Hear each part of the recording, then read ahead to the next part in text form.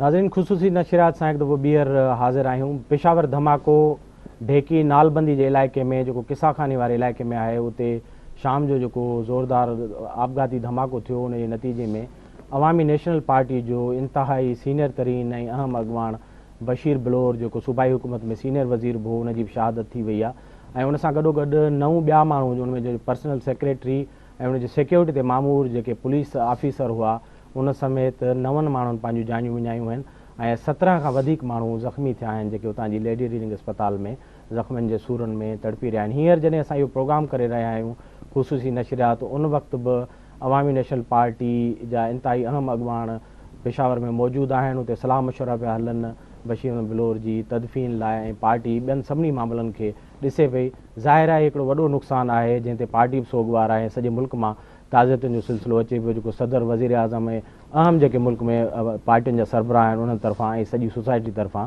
मज़म्मत ऐं ताज़ियतुनि जो सिलसिलो जारी आहे। असां कोशिशि पिया कयूं त अॼु प्रोग्राम में इन वाक़े खां पोइ जी जेका सूरत हाल आहे, उन सां जेके लाॻापियल ॿिया पासा आहिनि उन्हनि ते बहस कयूं। मूं सां गॾु स्टूडियो में मौजूदु आहिनि असांजे करंट अफेयर जा डायरेक्टर ऐं सीनियर साहब तजिया नगार मोहसिन बबर। मोहसिन, पाण अॻु में बि हिन ते ॻाल्हि ॿोल कई, केतिरो इम्पॉर्टेंट आहे टाइमिंग जेका हिन वाक़े जी आहे, उन ते असां ॻाल्हायो पिए त डिसंबर जो महीनो ॾाढो रिवायतूं पहुचियूं आहिनि वॾनि नुक़साननि जूं। जीअं अॼु असां मोहतरमा बेनज़ीर जो जेको हफ़्ते जी ॾुख मल्हाइण जो या उन हफ़्ते खे यादि करण जी शुरूआत कई आहे, त डिसंबर जो महीनो ऐं 22 तारीख़ ऐं अवामी नेशनल पार्टी हिकिड़ी डेमोक्रेटिक ऐं सेक्युलर पार्टियुनि लाइ तमामु वॾो नुक़सानु कीअं था ॾिसो तव्हां? पहिरीं ॻाल्हि त हिकु भेरो ॿीहर असां अफ़सोस आहे, सभु पाण बि असां ॾुख में वरितल आहियूं, छाकाणि त इन्हनि क़ुवतनि सां जमहूरी माण्हू जेके बि विढ़नि था ऐं मुहाॾो अटकाइनि था, वॾी ॻाल्हि विढ़नि मुहाॾो अटकाइनि था, ऐं उन्हनि खे ख़बर हूंदी आहे त असां नुक़सानु असांखे थी सघे थो, असांजो जानियूं वञी सघनि थियूं। जीअं बेनज़ीर शहीद खे ख़बर हुई त मां पाकिस्तान ईंदुसि ऐं मूंखे नुक़सानु पहुचाईंदा, पर तंहिंजे बावजूदि बि हू पंहिंजे इरादनि ते बीठी रही ऐं हुन पंहिंजे मुल्क वापसि अचण जो सोचियो ऐं पंहिंजनि माण्हुनि सां बीहण जो फ़ैसिलो कयो। त ANP बि हाणे इन सिचुएशन में काफ़ी वक़्त खां आहे, ऐं बशीर बिलोर त बिल्कुलु काफ़ी सालनि खां इन लाइ बीह रहियो हो, ऐं ॿिया जेका असांजा वज़ीर आहिनि ANP जा, उहे बि सालनि खां बीह रहिया हुआ त घटि में घटि इहे जेके क़ुवतूं आहिनि इन्हनि जे साम्हूं आण न वञिबी ऐं इन्हनि ख़िलाफ़ु मुहाॾो अटकाइबो। पर हिकिड़ी थोरी कन्फ्यूजन मूंखे इन सॼे मामले में नज़र आई आहे इन पोयनि 5 सालनि में। छा थियो आहे जो सवात वारो ऑपरेशन ऐं वज़ीरिस्तान वारो ऑपरेशन, ऐं तव्हां ॾिठो त हिन खां पहिरीं जेके फुटेज हलिया आहिनि TV ते बशीर बिलोर मरहूम जी जेका आख़िरी तक़रीर आहे, उहे जेके फुटेज हलिया आहिनि उनमें हू चवे थो त वज़ीरिस्तान में बिना देरि ऑपरेशन शुरू कयो। त तव्हां ॾिसो थो आख़िरी पंहिंजी ज़िंदगी जे आख़िरी लम्हनि ताईं बि पंहिंजी ॻाल्हि ते बीठल रहियो ऐं हू चवंदो रहियो त ऑपरेशन तव्हां शुरू कयो ताकी इन्हनि क़ुवतनि जे ख़िलाफ़ु असां विड़ी सघूं। उन्हनि ख़बर हुई, मुंहिंजे ख़्याल में ANP खां या जेका सेक्युलर क़यादत आहे पीपल्स पार्टी जी ऐं ANP जी, उन्हनि ख़बर आहे त असां इन्हनि जे ख़िलाफ़ु जेसीं ताईं मुसलसल जिदोजहद न कंदासीं, विढ़ंदासीं न लाॻी फ़ैसिलाइती का न कंदासीं, तेसि ताईं इहो असांजो नुक़सानु थींदो रहंदो। ऐं ANP बशीर बिलोर खे ऐं बाक़ी सभिनी ख़बर आहे, छाकाणि तव्हां ख़बर आहे इफ्तिखार शाह जेको हुननि जो जेको वज़ीर आहे, उन्हनि जे फ़र्ज़नि खे बि मारियो। ॿिया ANP जा कई अॻवान मुंहिंजे ख़्याल में नंढा वॾा अॻवान जेके आहिनि उन्हनि खे हुननि नुक़सानु पहुचायो आहे। पर हिकिड़ी सुठी ॻाल्हि असांखे जेका असफंदियार वरी तरफ़ां जेका कमिटमेंट नज़र अचे पई, जेका लीडरशिप तरफ़ां कमिटमेंट नज़र अचे पई, उहो त चवनि था त असां विढ़ंदासीं, इहा ॻाल्हि हिकिड़ी सुठी आहे। जेका इन जे डिफरेंट एस्पेक्ट ते ॻाल्हायूं था, असां गॾु लाइन ते मौजूदु आहिनि नामिया सहाफ़ी तजिया निगार ऐं साबमा जा एग्जीक्यूटिव डायरेक्टर इम्तियाज़ आलम साहब। इम्तियाज़ साहब, आपने हमें ज्वाइन किया, बहुत बहुत शुक्रिया इस लम्हे। हम बातचीत कर रहे हैं बशीर अहमद बिलोर साहब की जो शहादत है।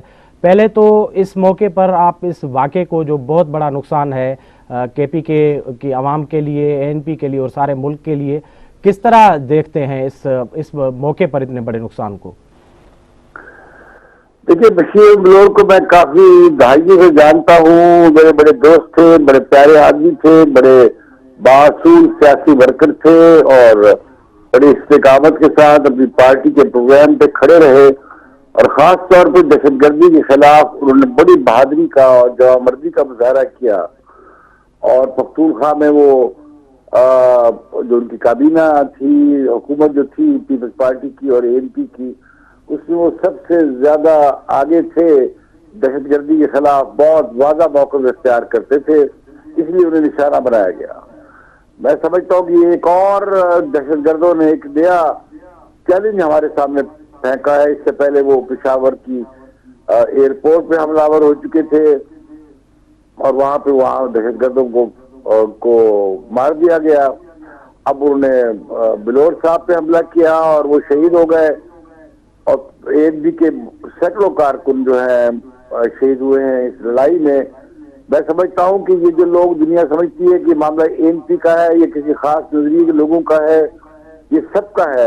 फजल रहमान पे भी हमला हुआ और काजी हुसैन पे भी हमला हुआ, और ये आग अकोड़ा खटक में भी जाएगी, और ये सब घरों में जाएगी। इससे रोकने, जब मलाला का मामला उठा तो कहा कि भाई ये तो नहीं, इस पे तो नहीं, ये बहाना बनाया जा रहा है जनूबी वजीरिस्तान में, शुमाली वजीरिस्तान में कार्रवाई करने के लिए। अब ये 9 लोग जो नर्सें मरी हैं, हमारी शहीद हुई है, जो पोलियो की मुहिम चला रही थी, इस पर भी कोई लोग नहीं निकले बाहर। अब बिलोर इन्हें भी उन लोगों ने मारा जो लोग पाकिस्तान में ये फसाद बिचा रहे हैं।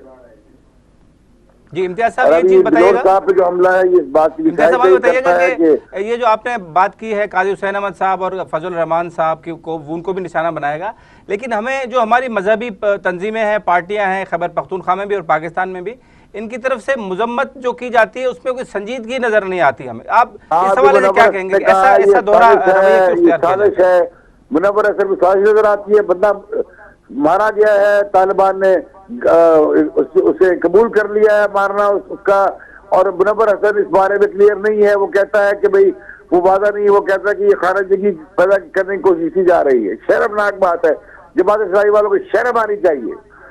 और ये जमात इस्लामी वाले मिले हैं अलकायदा के साथ, अगर ये बात इस तरह करते रहे कि मुल्क को तबाही की तरफ ले जा रहे हैं। अच्छा इम्तियाज साहब, आप सोसाइटी में जो डिवीजन है या इबहम है, वो आप रियासती सतह पर भी देख रहे हैं कि पॉलिसी में जो क्लियरिटी नहीं है, उसका ये शाखसाना है कि इस तरह के वाकयात मजीद देखने पड़ रहे हैं। हलवे मांडे छोड़े, ये समझते हैं कि तालिबान के आने से ये हुकूमत में आ जाएंगे, ये एमपो की जन्नत में रहते हैं, ये भी मारे जाएंगे। वो समझते हैं कि ये भी मुनाफिक है, वो उनका जो इस्लाम है वो इनके लिए भी ज़हर कातिल है। और ये लोग कोई किसी के एजेंट नहीं है, ये अपने नजरिए के एजेंट है। ये समझते हैं इनका एक अपना इस्लाम है जो खौफनाक है, जो बड़ा खतरनाक है, जो इस मुल्क के लिए तबाहकुन है। और ये कहना कि किसी जो हमारे इदारे हैं बिल्कुल बकवास है। उनकी आपको पॉलिसी क्यों वाज़ेह नहीं हो जाना चाहिए, बड़ी वाज़ेह पॉलिसी इख्तियार करनी चाहिए। और स्ट्रेटेजिक एसेट की जो बात हो रही है, इसको तब्दील करने की जरूरत नहीं, अब वक्त आ गया है मेरे ख्याल में। ये किस बात के स्ट्रेटेजिक एसेट है? ये तो पाकिस्तान को तबाह कर रहे हैं, बर्बाद कर रहे हैं पाकिस्तान को। ये जीएसपी पे हमला करते हैं, ये आईएसआई हेडक्वार्टर पे हमला करते हैं, ये काबरा पे हमला करते हैं, ये जो मेहरान बेस पे हमला करते हैं, हमारी स्ट्रेटेजिक एसेट पे हमला करते हैं। अभी भी पाक फौज नहीं जागेगी तो कब जागेगी? बहुत बहुत शुक्रिया इम्तियाज साहब, आपसे बात दोबारा होती रहेगी। जावेद इम्तियाज साहब वेरी सीनियर जर्नलिस्ट। हाँ इम्तियाज साहब, ॾिसो तव्हां हुनजी ॻाल्हि ॿोल मां हिकिड़ो ग्रेविटी बि असांखे नज़र पई अचे, त हू माना ॾुख में बि आहिनि गॾो गॾु, हिकिड़ी जेका मायूसी बेवसी बि हूंदी आहे, त अञा ताईं असां वटि क्लियरिटी जेका आहे पॉलिसी जी न पई अचे। असां अॻे सेगमेंट में इन ते ॻाल्हायो त हीअ सॼा मामला जेके आहिनि उतां ई फुटनि था असुल में, जॾहिं क्लियरिटी न आहे। सोसाइटी में डिवीजन मौजूदु आहे, हिकिड़ो माण्हू क्लेम थो करे ABCD चए थो त मूं इहो ॾोह कयो आहे, ऐं उन में सोसाइटी में जेके पार्टियूं आहिनि उहे उन्हनि जी हिकु कंडेमनेशन बि न अचे रिवायती तौरु, त माना सोसाइटी डिवाइडेड है, या त सपोर्ट उन्हनि जी कनि था या हू उन ते ख़ामोश आहिनि। त मूं इहो पुछणु पियो चाहियो त इहा रियासती पॉलिसी में बि इहो डिवीजन इबाहम मौजूदु आहे जंहिंजे करे हीअ सभु कुझु थिए पियो। जो हाणे जावेद पाण ॻाल्हि पिया कयूं, असांजी मज़हबी पार्टियूं आहिनि, उन्हनि जा इंट्रस्ट आहिनि, पॉलिटिकल जेके इंट्रस्ट आहिनि इलाइक़े में, खैबर पख्तूनख्वा ख़ासि तौर ते हाणे उहे इंट्रस्ट कंदा आहिनि, JF जा ऐं जमात इस्लामी, ॿ वॾियूं पार्टियूं आहिनि, ऑफकोर्स हुकूमत में वेंदा रहिया आहिनि। हाणे इहा ॻाल्हि इम्तियाज़ साहब जी तव्हां ॿुधी त हू सम्झनि था, शायदि हू सम्झनि था, बकौल इम्तियाज़ साहब, त हू सम्झनि था त ईअं करण सां हू इलेक्शन में खटे वेंदा ऐं हुननि खे तहफ़ुज़ मिली वेंदो। त इहा ॻाल्हि वॾी अहम इम्तियाज़ साहब कई आहे त हीअ हुन ग़लती में हुननि खे न रहणु घुरिजे। ऐं स्ट्रेटेजिक एसेट जी ॻाल्हि कई, उहा मुंहिंजे ख़्याल में पाण वरी ॻाल्हि ते ॻाल्हि कयूं था। जमात इस्लामी सरबराह काज़ी हुसैन अहमद साहब ते जेको हमिलो थियो, मौलाना साहब ते केतिरा हमला थिया आहिनि, उहे बि शायदि उन्हनि जी क्लेम बि अहिड़े क़िस्म जी उन्हनि मां आई आहे। त मुंहिंजे ख़्याल में जीअं इम्तियाज़ साहब चयो त थ्रेट त उन्हनि लाइ बि एग्ज़िस्ट करे पियो। मोहसिन हिते वक़्तु थियो आहे हिकिड़ी ब्रेक जो। नाज़रीन हिते हिकिड़ी साई जो वक़्तु थियो आहे, असां सां गॾु रहिजो। वापसि अची बशीर अहमद बिलोर जी शहादत उन वाक़े जा मुख़्तलिफ़ पासा आहिनि, उन ते ॻाल्हि ॿोल कयूं था। वेलकम बैक नाज़रीन, असीं ॻाल्हि ॿोल करे रहिया आहियूं ख़ुसूसी नशरियात में पेशावर धमाके जी, जंहिंमें बशीर अहमद बिलोर समेत 9 माण्हुनि जी शहादत थी वई आहे। मोहसिन, ब्रेक खां अॻु में असां ॻाल्हि ॿोल कई इम्तियाज़ साहब सां, काफ़ी रंजीदा बि हुआ, हुन में कावड़ जो हिकिड़ो इज़हार बि हो जेको नेचुरली हुजणु घुरिजे जॾहिं पॉलिसी में भाम ऐं मायूसी हूंदी त जेके ज़ीशोर माण्हू आहिनि ज़ाहिर उनखे थियो।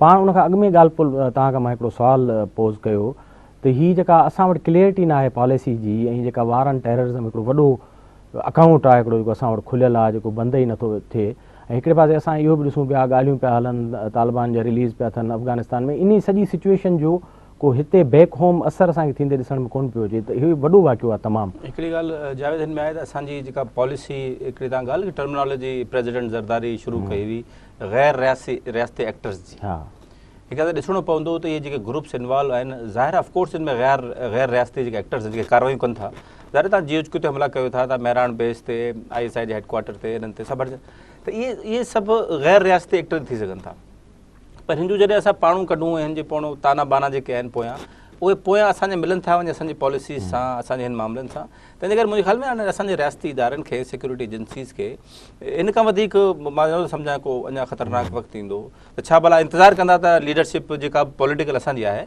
असांजो हुननि सां पॉलिसी सां इख़्तिलाफ़ु थी सघे थो हर कंहिंखे, पर पॉलिटिकल लीडरशिप त हिकिड़ी आहे, पीपल्स पार्टी जी पॉलिसी सां इख़्तिलाफ़ आहिनि, कई असांखे थी सघनि था, पर हुननि जूं कुर्बानियूं ज़ुल्फ़िकार भुट्टे खां वेंदे हुननि जी सॼी लीडरशिप, ख़ासि तौर ते बेनज़ीर साहिबा जेका कुर्बानी ॾिनी, त इन खां वधीक असांजो नुक़सानु छा थींदो। तंहिंजे करे असांजे रियासती एक्टर्स खे, ऐं हीअ जेके इन्हनि रियासती एक्टर्स जा बेनिफिशरी रहिया आहिनि JUF ऐं जमात इस्लामी, भले हिन में को शक त न आहे हाणे त इहे इस्टेब्लिशमेंट जी पॉलिसियुनि जा जेके आहिनि इन्हनि खे फेवर मिलंदो रहियो आहे। ज़िया जे दौर में जमात इस्लामी ओपनिंग बैट्समैन हुई, उन खां अलावा JUF मुशर्रफ जे दौर में ओपनिंग बैट्समैन हुई, MMA जेतिरो मुशर्रफ खे सपोर्ट कई, हिन जो मक़सदु आहे जॾहिं मुशर्रफ खे ऐं फ़ौजी जनरलनि खे सपोर्ट कनि था, हिन जो मक़सदु आहे त हुनजी पॉलिसीज़ खे बि टोकनि था। तंहिंजे करे हाणे जेके असांजो मज़हबी पार्टियूं आहिनि उहे ऐं असांजी जेका रियासती इदारा आहिनि उन्हनि खे हिन मामले में पॉलिसी यू टर्न वठिणो पवंदो, ऐं जेका लीडरशिप आहे पॉलिटिकल उन्हनि खे प्रेशर करिणो पवंदो। केतिरा हिननि जी फॉलोइंग छा आहे पाकिस्तान में पॉलिटिकल, चलो पाण तालिबान जी फॉलोइंग जी ॻाल्हि ई कोन था कयूं, उहा त तमामु मामूली आहे, हिननि जी जेका फॉलोइंग आहे उहा केतिरी आहे पाकिस्तान में, तमामु घटि आहे। तंहिंजे करे उन्हनि खे हिन मामले में सोचणो पवंदो। हाणे वधीक न हलंदो। असां सां गॾु लाइन ते खैबर पख्तूनख्वा जा इंतहाई अहम कौमपरस्त अगवान अफजल खान लाला मौजूद हैं। लाला, आपको हम वेलकम कहते हैं, आप इस्लाम में हमसे बातचीत कर रहे हैं। आज ये बड़ा वाक़या हुआ है, बशीर अहमद बिलोर की शहादत हो गई है, मजमूई तौर आप इस सूरत हाल को किस तरह देखते हैं, और ये नुकसान पे नुकसान उठाए जा रहे हैं, ये जो सोचों के दरमियान इतनी बड़ी जंग चल रही है, आप क्या देखते हैं फ्यूचर, कहाँ जाकर ये थमेगी, रुकेगी? बशीर अहमद बिलोर एक अंतक और मुखलिस निडर बुजुर्ग थे। उनको तो अल्लाह ने मौत का जो बेहतरीन दर्जा है वो अता किया, और अल्लाह अपने कलाम में फरमाते हैं कि मेरे रास्ते में जो अपना सर कुर्बान कर दे उनको आप मुर्दे न कहे, वो जिंदा है, आपको शऊर नहीं है। उनको तो दायमी जिंदगी मिली, लेकिन उसके शहादत से उनके खानदान, उनके बेटों, उनकी बीवी, उनके भाइयों, उनकी भतीजों को इतना नुकसान नहीं पहुंचा जितना नुकसान के जो वो बेकस, वो मजलूम, वो गरीब लोग, वो जो धमाकों में जख्मी होने वाले, वो जो गोलियों से जख्मी होने वाले और बूंद डालने वाले, उनके पास जो वो पहुंच जाते थे और उनकी डोरसबंदी करते थे और उनकी तीमरदारी करते थे, उन तमाम को बशीर अहमद बिलोर साहब के शहादत से बहुत बड़ा नुकसान पहुंचा। फिर यह है कि ये एक वाकया बशीर अहमद बिलोर के अकेले एक फर्द की शहादत का नहीं है। मैं समझता हूँ कि कौम के तमाम जो बुजुर्ग हैं, वो सियासतमदार है, वो आलिम है, वो दानिश्वर है, वो मीडिया के एंकर्स हैं, जो भी हो, उनको चाहिए कि कम से कम अब इस मौके हद पे तो वो सोचे कि ये हमारे साथ क्यों हो रहा है, कौन कर रहा है, और अगर ये हो रहा है तो इसका जो है पेशबंदी क्या हो, कैसे होगा। और मैं इसी वजह से ये बात कर रहा हूँ कि इन तमाम तबाही के बावजूद हमारे जो बुजुर्ग हैं, हमारे जो सियासतदान है, वो एक दूसरे के गिरबान में उनका हाथ है, وہ ابھی کرسی کے پیچھے پڑے ہوئے ہیں. یہ جو تباہی ہو رہی ہے یہ تباہی ان کے میرے خیال میں اگر اس انداز میں ان کے ذہن میں ہوتی جس انداز سے ہمارے ذہن میں ہے تو وہ کبھی وہ پہل نہ کر دے ادھر. سب سے پہلے یہ تباہی روکنے کے, اس فساد کے ختم کرنے کی فکر کرتے. اور یہ حقیقت ہے کہ قوم اگر قوم ہو جائے, ان میں اتفاق آ جائے, وہ ایک ہو جائے, تو کوئی مسئلہ نہیں ہے کہ وہ حل نہ ہو جائے. وہ اللہ فرماتے ہیں قرآن میں کہ ان اللہ لا یغیر ما بقوم حتی یغیروا ما بانفسہم. اللہ فرماتے ہیں کہ جو قوم اپنی حالت نہیں بدلتا, میں ان کی حالت نہیں بدلنے والا. جو قوم اپنی حالت بدلنے والے ہیں میں ان کا ساتھ دیتا ہوں, ان کی حالت بدل جاتی ہے تو قوم پہ ہے. تو اگر ہم قوم بن جائے, اور پھر یہ ہے کہ یہ جو کچھ ہو رہا ہے اس پہ غور کرنا چاہیے. ان تمام جو میں نے کہا کہ سیاست مدار, علماء, میڈیا کے اینکرز اور دانشور ہمارے جو یہاں پہ ہے, وہ جو ہے ان کو چاہیے کہ اس پہ سوچے کہ یہ جو تباہی کر رہے ہیں یہ شریعت کے نام پہ کر رہے ہیں, اسلامی نظام لانے کے لیے کر رہے ہیں. تو یہ جتنے لوگ ہیں ان کے اب یہ مسلمان ہیں, خود کہتے ہیں کہ ہم مسلمان ہیں, اسلامی نظام لانا چاہتے ہیں, اس مسلمان ممالک سے آئے ہوئے ہیں. تو اگر اسامہ بن لادن پشاور میں پاکستان میں اسلامی نظام قائم کرنا چاہتا ہے تو سعودی عرب تو وہی ملک ہے جہاں پہ خاتم النبیین محمد مصطفیٰ صلی اللہ علیہ وسلم مبعوث ہوئے, قرآن کی وحی نازل ہوئی.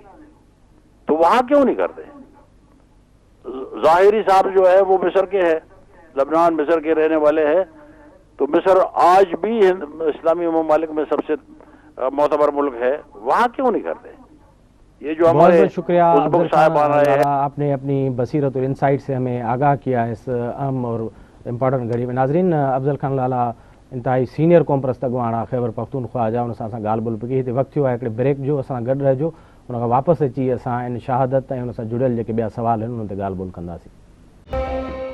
वेलकम बैक नाज़रीन. मोहसिन, असां ॻाल्हि ॿोल पई कई अफज़ल खान लाला सां, जेके इंतहाई सीनियर क़ौम परस्त अॻवान, 50 साल अधु सदी जो हुनजो पख़्तून क़ौम परस्ती जो तजुर्बो, हाणे अवामी नेशनल पार्टी सां. उन्हनि हिकिड़ी ॻाल्हि कई त जीअं नुक़सानु आहे संदसि फैमिली लाइ, ANP लाइ, पर उहे माण्हू जन वटि हू पहुची वेंदो जो अहिड़ा वाक़िया उते फ्रीक्वेंटली था थियनि पिया, उन्हनि जो हौसलो जेको आहे घटिजे थो. मां तव्हांखां इन एस्पेक्ट ते तव्हां थोरो पाण डेलिब्रेट कयूं त लीडरशिप अहिड़ी जेका हौसलो ॾियारींदड़ हुजे, जहिड़े झटे में वाक़ियनि में पहुची वञे, फेस हुजे, माण्हू ॾिसनि त असांजो लीडर असां सां गॾु बीठो आहे, अहिड़े वाक़िए में केतिरा इम्पॉर्टेंट थो थिए. बशीर बिलोर साहिबु अक्सर असीं ॾिसंदा हुआसीं त हीउ कहिड़ो वाक़ियो थींदो उते, जीअं मियां इफ़्तिख़ार ऐं 2-3 हिननि जा जेके फेसिस आहिनि उहे पहुची वेंदा. इन हवाले सां बि हिकिड़ो वॾो लॉस थिए थो ॾाढो. जावेद, ही ANP जी जेका लीडरशिप आहे ही सम्झनि था त माण्हुनि जी सियासत खां दूर रहणु केॾो वॾो नुक़सानु ॾेई सघे थी. हिन मौक़े ते हुन तरीक़े सां तनक़ीद न करणु घुरिजे, पर पीपल्स पार्टी जे ते हिकिड़ी तनक़ीद थिए पई. असां अख़बार में पढ़ूं पिया, तजिया निगार बि कनि पिया त हू अवामी सियासत खां दूर थी विया आहिनि, घणो करे ड्राइंग रूम सियासत में हलाया आहिनि. फंक्शनल खे असां छाजे लाइ तनक़ीद बि कईसीं माज़ी में त उहो ड्राइंग रूम जी सियासत कंदा हुआ. हाणे जॾहिं आवाम में वञनि पिया त हुनजी पज़ीराई मिले पई. त हीअ त हिकिड़ो इफेक्ट आहे सियासत जो, त माण्हुनि खां जेको परे थींदो उहो माण्हुनि खां परे थी वेंदो, उहो सियासत खां परे थी वेंदो. हीअ जेको बशीर बिलोर मरहूम जो तरीक़ेकार हो या ANP जो ओवरऑल लीडरशिप जो तरीक़ेकार आहे माण्हुनि वटि पहुचण जो ऐं वञण जो, इहा हिननि जी पार्टी खे बूस्ट कंदो, अहिड़नि माण्हुनि खे बूस्ट कंदो आहे मथे, ऐं कारकुननि जा हौसला मथे थींदा आहिनि त भई हीअ असांजी मालिकी करणु पहुता आहिनि. बशीर बिलोर जो इहो हाणे असफंदियार वली इन अवामी सियासत खां पाण परे थी वियो आहे. इहो काफ़ी 3-4 सालनि खां असां ॾिठो आहे. त उहो ANP जो सरबराह आहे, उहो हिन मामले खां परे थी वियो आहे. ऐं जॾहिं हू परे थी वियो आहे त ज़ाहिर आहे त प्रॉब्लम थींदा आहिनि. हाणे अफज़ल खान लाला ॿुधायो त हीउ मामिलो जेको आहे इहो हुननि खे कारकुननि वटि मैसेज वेंदो, पर कारकुन हिन में मूंखे मां नथो सम्झां त ANP जो कारकुन जेको आहे इन सां मोरल डाउन थींदो. मोहसिन, असां अगरि लाइन ते खैबर पख्तूनख्वा जा हिकिड़ा ॿिया अहम लीडर ऐं अॻवान ऐं मुस्लिम लीग नून जा इंतहाई सीनियर अगवान इकबाल ज़फ़र झगड़ा साहब मौजूद हैं. झगड़ा साहब, बहुत शुक्रिया, आपने हमें ज्वाइन किया इस अहम और दुखदायक मौके पे. आप किस तरह बशीर बिलोर साहब की जो शहादत का वाक़या है इसको देख रहे हैं, और उसके साथ जो बड़ा चैलेंज है जो पूरी नेशन के लिए, तमाम लीडरान के लिए इस वाक़े ने जो एक्सपोज किया है, उसको आप किस तरह देख रहे हैं, जो सिक्योरिटी का है, सलामती का है? शुक्रिया जी। सबसे पहले तो इस वाक़ये पर निहायत अफसोस, दिल की गहराइयों से और उनके लवाकिन से और उनके ख़ानदान से भरपूर हमदर्दी का इजहार, और जितना अफसोस भी किया जाए वो कम है। ये वाक़यात हमारे लिए कुछ नए तो नहीं हैं, लेकिन ये इतना बड़ा सानेहा है पूरी कौम के लिए कि जिससे ये तासुर मिल रहा है कि हमारे यहाँ अब लॉ एंड ऑर्डर और टेररिज्म की सूरत हाल इतनी बिगड़ चुकी है कि दहशतगर्द जो हैं वो हर सतह तक अब उनकी पहुंच हो चुकी है, जो कि बहुत ही एक मैं समझता हूं कि परेशान कुन बात है पूरी कौम के लिए, क्योंकि ये मसला जो है ये सिर्फ हमारे एक सूबे तक महदूद नहीं रहा, ये अब तमाम सूबों में फैल रहा है। और खुसूसन आप देखें तो हमारे सूबे की हालत में दहशतगर्दी नजर आ रही है, तो सिंध में जो है टारगेट किलिंग नजर आ रही है, तो बलूचिस्तान को बगावत का रंग दिया जा रहा है। तो इस मुल्क में एक अदम इस्तेहकाम की फजा कायम की जा रही है, और ये एक बहुत बड़ी साजिश के तहत सब कुछ हो रहा है, जिसका हमें बर वक्त मैं समझता हूँ कि अब सिर्फ अफसोस और माजरतों से और मजम्मतों से कुछ नहीं होगा।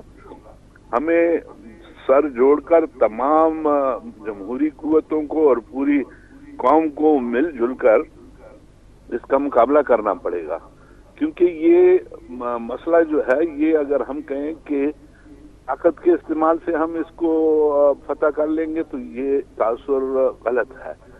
हमें इसका जो सियासी हल है और इसके जो बुनियादी वजूहात हैं उन तक पहुंचना है, और उनको बैठकर बाकायदा पहला जो स्टेप होना चाहिए वो मुज़ाकरात का होना चाहिए, और यूज ऑफ फोर्स जो है ये सबसे आखिरी कदम होना चाहिए, क्योंकि जब तक हम इसकी बुनियादों तक नहीं पहुंचेंगे और मुज़ाकरात के जरिए इसका सियासी हल नहीं ढूंढेंगे, इसका कोई मुनासिब हल नहीं ढूंढेंगे, तो मूवमेंट्स जो हैं वो ताकत के इस्तेमाल से कभी ख़त्म नहीं होती।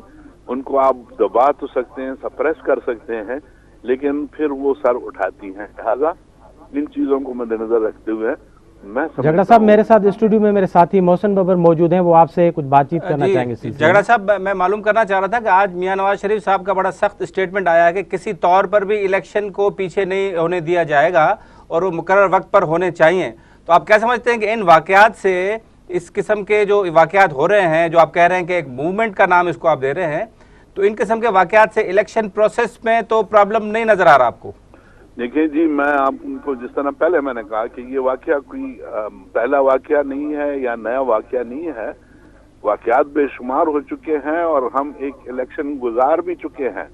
इसी तरह के हालात में आपके 2008 के इलेक्शन भी गुजरे हैं, इन्हीं हालात में आपकी ये बाई इलेक्शंस भी हुए हैं। तो इलेक्शन का प्रोसेस जो है वो तो अगर हम कहें कि इस वजह से डिले किया जाए तो ये फिर इस मसले का हल नहीं है। इस मसले का हल तो यही है कि मुल्क में इंतखाबात जो हैं वो बेहतरीन रास्ता है इन मसाइल का हल ढूंढने में, और इन बहरानों से मुल्क को निकालने के लिए अवाम का मैंडेट उस क़यादत को और उस जमात को मिलना चाहिए जो कि इस मुल्क को इन बहरानों से निकाल सके। तो ये कहना कि ये इंतखाबात खुदा ना खास्ता इसका असर ज़रूर होता है, मैं ये नहीं कहता ये कुछ अच्छे हालात नहीं है, लेकिन फिर ये एक चैलेंज ज़रूर है जो कि हमारा जो एक केयर टेकर सेटअप आएगा वो मिलजुल कर इलेक्शन कमीशन के साथ, जिस तरह आपने देखा है कि चीफ इलेक्शन कमिश्नर साहब ने आते ही सबसे पहला जो इक़दाम किया था और मीटिंग की थी तो वो इसी सिक्योरिटी सिचुएशन को मद्देनजर रखते हुए की थी, और उन्होंने बाकायदा जो सेंसिटिव एरियाज हैं वो भी मार्क किए हुए हैं, और वहाँ पर सिक्योरिटी के लिए जिस हद तक जाना पड़ा है, जो भी इक़दाम करने पड़े वो करने पड़ेंगे, और हमें ये बताना पड़ेगा कि जो फोर्सेज यहाँ पर अदम इस्तेहकाम फैलाना चाहते हैं या यहाँ पर इंतखाबात का रास्ता रोकना चाहते हैं उनको हमने शिकस्त देनी होगी। बहुत बहुत शुक्रिया झगड़ा साहब, आपने वक्त दिया। जावेद, PMLN जी हिकिड़ी लाइन आहे PMLN जी लाइन हिकिड़ी आहे त इलेक्शन खे उहो हर सूरत में टाइम ते ॾिसणु चाहिनि था थियनि। हिकिड़ो आर्गुमेंट हुनजो वैलिड बि मूंखे नज़र अचे थो त इहे हालतूं आहिनि। हाणे बेनज़ीर भुट्टो साहिब जी शहादत बि हिकिड़ो वॾो वाक़ियो, पर प्रोसेस पंहिंजो थियो, वाक़िया थींदा रहिया आहिनि, ॿिया मामला बि थींदा रहिया आहिनि, पर ज़मीनी इलेक्शन थियूं आहिनि। सवात में एॾो वॾो ऑपरेशन जारी हो, उते बि इहे वाक़िया थिया ऐं उते बि इलेक्शन वारा थिया। मोहसिन हिते हिकिड़े ते पाण नुक़्ते ते कयूं, झगड़ा साहिब जीअं चयो त ॻाल्हि ॿोल्हि करण जो फोर्स आख़िरी हल हूंदो। मुस्लिम लीग सेंटर टिल्टेड पार्टी हिकिड़ी अहिड़ी रही आहे जंहिंजी ख़ुदि माज़ी में रिलेक्टेंस हिन ते नज़र आई आहे, जीअं ॿियूं असांजूं राइट विंग पार्टियूं आहिनि उन जूं। जॾहिं डायलॉग जी ॻाल्हि ॿोल्हि था कनि, डायलॉग तव्हां कंहिंसां कंदव? हिकिड़ो फेस हुनजो पॉलिटिकल, उहो हिकिड़े पासे त तव्हांजी डेमोक्रेसी, तव्हांजे कॉन्स्टिट्यूशन, तव्हांजे आइन, तव्हांजे सॼी तरीक़ेकार खे ई कोन था मञनि पिया। त मतिलबु जॾहिं डायलॉग जी ॻाल्हि थी अचे त उहो कहिड़ो आउटलेट आहे, कहिड़ो चहिरो आहे जंहिंसां रियासत डायलॉग कंदी या उहे पार्टियूं डायलॉग कंदी? इहो अबाम पंहिंजी जाइ ते मौजूदु न आहे। इहा ॻाल्हि वॾी अहम आहे त कंहिंसां कंदियूं डायलॉग। हाणे ज़ाहिर आहे डायलॉग लाइ तव्हां ॾिठो आहे JF ऐं जमात इस्लामी खे ई घणो करे इस्तेमालु कयो वेंदो आहे, त हुननि सां ॻाल्हि ॿोल्हि जेका बैकडोर ॻाल्हि ॿोल्हि थींदी आहे, त हिननि सां ॻाल्हि ॿोल्हि करे हिननि खे सम्झायो वेंदो आहे। इस्टेब्लिशमेंट हिननि जे थ्रू ॻाल्हाईंदी रही आहे। हाणे हीअ हुकूमत जेका आहे उहा उन्हनि खे बि घुरिजे त फज़लुर रहमान खे इस्तेमालु कनि, जमात इस्लामी खे इस्तेमालु कनि ऐं हिननि माण्हुनि सां ॻाल्हाइनि। हिननि खे या त शटअप कॉल ॾिनी वञे या त ॿई लठ ऐं चठ जो ॿई रस्ता इख़्तियार कया वञनि। जेकॾहिं चठ में हू सम्झी वञनि था ठीकु आहे, न त लठ जो इस्तेमालु करण सवाइ को रस्तो इन पार्टियुनि जो लेवरेज केतिरो आहे इन सॼे माइंड सेट ते, डिस्कोर्स ते, जेको अहिड़े क़िस्म जा वाक़िया जिन जे तरफ़ां अचनि था, रिस्पॉन्सिबिलिटी क्लेम थी थिए हिननि पार्टियुनि जो जेको पार्लियामेंट में वेठियूं आहिनि, जिन हिकिड़ो पॉलिटिकल फेस आहे, पर उन फिलासफ़ी खे सपोर्ट थियूं कनि समाव, इन जो एक्सेस आहे? ॾिसो जावेद, हीअ जेके हिननि जा माण्हू ज़ाहिर तालिबान पाण त इलेक्शन में कोन था बीहनि, या जेके इहे ग्रुप्स आहिनि सभ जा सभु, इहे पाण इलेक्शन में बीहनि कोन था, स्टेट खे मञनि कोन था त बीहनि कोन था। हिन जो वोटर कुझु न कुझु त हूंदो हज़ारनि जी तादाद में, इन जो वोटर चुप करे घर में त न वेही रहंदो हूंदो, ऐं सभिनि जा सभिनि त क्लाशनकोफ न खई हूंदी, बंदूक न खई हूंदी। उन्हनि जो पॉलिटिकल फेस किथे त वोट कंदो हूंदो, ऐं उहो वोट ज़ाहिर आहे इन ॿिनि पार्टियुनि खां अलावा ॿियो त को टियों ग्रुप तव्हांखे नज़र कोन थो अचे। असांखे कॉम्परेसन खे कंदा कोन, ANP खे कंदा कोन, पीपल्स पार्टी खे कंदा कोन, नून सां बि हुननि जी का एॾी का मोहबत कोन्हे। तंहिंजे करे हीअ टे मेन फोर्सिस आहिनि असांजूं पंहिंजो खैबर पख्तूनख्वा में, त इहे फिरी घिरी बि अची इन्हनि खे ई वोट कंदा ऐं इन्हनि जो ई इन्फ्लुएंस आहे हिननि जे मथां।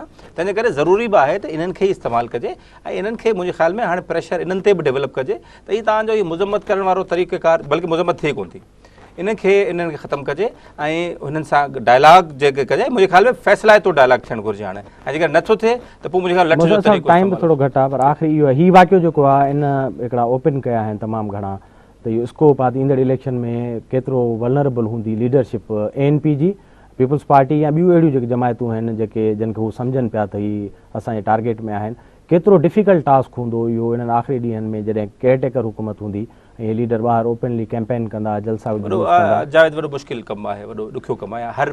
हर उम्मीदवार जेको आहे पाण सां गॾु 20-20 गार्ड खणी हलंदो ऐं पोइ उन्हनि जे लाइ इलेक्शन मसइले सां एॾो सवलो कमु न आहे। इहो ट्रू बिल्कुलु सही था चओ, अवामी त उहो थींदो ई कोन्हे। मोहसिन तमामु घणी महिरबानी। नाज़रीन, हिन ख़ुसूसी प्रोग्राम जो वक़्तु पूरो थो थिए। बशीर अहमद बिलोर जो पेशावर धमाके में शहादत ऐं हुन सां गॾु 9 माण्हुनि पंहिंजूं हयातियूं विञाइनि, हिकु अहम वाक़ियो जीअं तमामु घणा सवाल मुल्क जी लीडरशिप जी सिक्योरिटी, मजमूई तौरु जेका डेमोक्रेसी आहे ऐं ईंदड़ वक़्त में जेका इलेक्शन आहे उन में वलनरेबिलिटी जा तमामु घणा सवाल पैदा कया आहिनि। उन ते असांजा जेके ॾाहा आहिनि, रियासत हलाईंदड़ माण्हू आहिनि ऐं हुकूमत में जेके वेठा आहिनि उनखे यकीनन सोचणो पवंदो ऐं डिफाइनिंग मूवमेंट आहे। ख़ुसूसी प्रोग्राम मां मूंखे ऐं मुंहिंजे साथी मोहसिन ववर खे इजाज़त ॾींदा। अल्लाह भाई।